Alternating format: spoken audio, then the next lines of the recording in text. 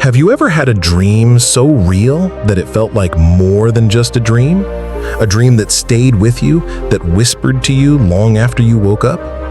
Sometimes, the greatest truths do not come from books or battles. They come from within us, in the quiet places of the heart. Today, I will tell you the story of a soldier whose dream revealed a truth so powerful, it changed the way he lived forever. The soldier's name was Eric. He had been a fighter since he was young. His village had been torn apart by conflict, and he joined the army believing it was the only way to survive, the only way to protect his people. Years passed, and he became strong, skilled, and feared. He wore armor on his body, but also on his heart. He laughed less, he trusted less, and every day his eyes grew heavier with the things he had seen. Eric had fought in countless battles. He had seen victory, but at a price. He had seen friends fall beside him. He had carried the wounded. He had buried the dead. And though he looked fearless on the battlefield, when night came and the silence returned, fear visited him. Questions kept him awake. Why do we fight? What is the purpose of this endless war? Will there ever be peace? Or is this all life is? Blood, loss, and pain? One evening, after a long march, the soldiers set up camp near a quiet river. The night was cool, the stars burned brightly above, and the sound of water was like a lullaby. Exhausted, Eric lay on the ground with only his sword by his side. He closed his eyes, hoping for rest. But what came to him was not ordinary sleep. It was a dream so vivid that it felt like another world. In the dream, Eric stood on a battlefield, but it was unlike any he had known. The air was still. No clash of swords, no cries of pain, no smell of blood. Silence. The battlefield was littered with broken shields and rusted weapons. Soldiers from both sides lay on the ground, but not dead. They were resting, breathing peacefully, as if war had never touched them. Confused, Eric walked across the field. His boots crunched on the dry earth. "Where am I? What is this place?" he muttered to himself. Then, in the center of the battlefield, he saw something strange. A young child stood there holding a single white flower. The child's eyes were bright, innocent, and full of calmness. Eric approached slowly. The child looked at him and spoke in a voice clear and soft. "Why do men fight when the earth gives enough for all?" Eric froze. The question cut deep. He had been asked why he fought many times before, but never like this. He cleared his throat and replied, "We fight because we must. To defend our land, our families, our honor. We fight because if we do not, others will take what is ours." The child tilted his head gently and said, "And has fighting given you peace?" Eric opened his mouth, but no answer came. His lips trembled. All his victories, all his battles, and yet peace? He had never felt it. The child walked closer, still holding the flower. The enemy you see outside is not the true enemy. The real enemies live inside the hearts of men. Greed, pride, anger. These are what create wars.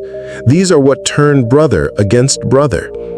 If men defeated these enemies, there would be no need for battlefields. Eric felt his chest tighten. But how? How can I fight something I cannot see? My sword cannot cut greed. My shield cannot block anger. The child smiled. Not with swords, with wisdom, with kindness, with love. You protect life, not destroy it. That is the greater battle. That is the truth you must learn. Eric shook his head. But I am a soldier. My hands are stained with blood. My life is built on war. How can I change now?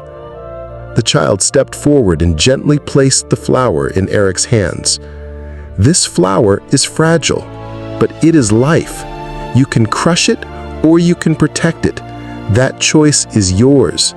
The same is true with people, with the world. What will you choose? Eric stared at the flower. His calloused fingers shook as he held it. For the first time in years, he felt a tear run down his face.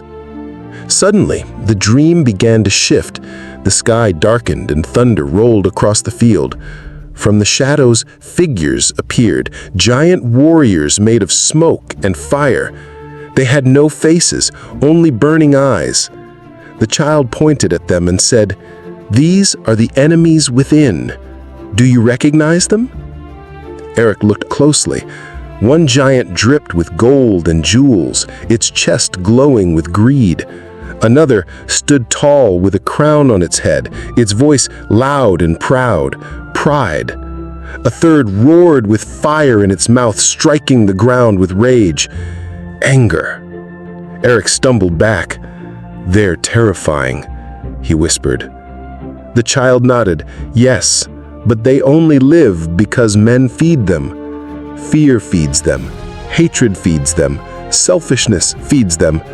If you starve them, they will fade.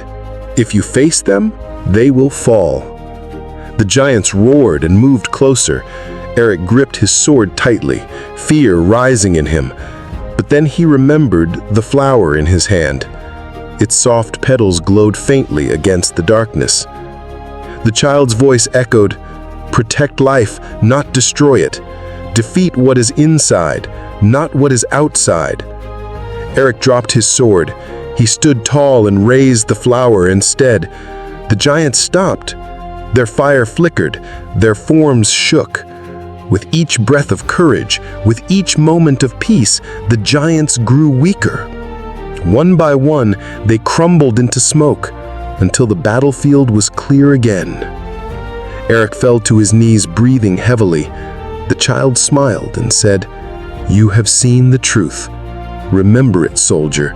The greatest battle is not fought with weapons, but within the heart. Win that battle, and you win peace." The dream faded. Eric opened his eyes. Dawn had broken. The camp was quiet, the river glowed with the rising sun, and his hands were empty, but he swore he could still feel the soft touch of the flower. He sat in silence, thinking of the child's words. From that day on, Eric was never the same. He still fought because the world demanded it, but he no longer fought with hate. He fought with purpose, to protect, not to destroy. He treated enemies with dignity, spared the weak, and showed kindness even in dark times. And when the war finally ended, he laid down his sword and picked up tools to rebuild his village. He became a protector, a guide, and a man of peace. People asked him, "Eric, what changed you? What gave you such wisdom?" He would smile softly and say, "One dream, one flower, one truth." And that truth was this: the greatest battles are not against others, but against ourselves. Greed, pride, and anger, they are the real enemies. Defeat them, and you will find peace. So, my friend, let me ask you, what enemies live inside your heart? What fears, what pride, what anger holds you back? Remember Eric's dream. Remember the flower. Protect life, face your shadows, and win the battle within.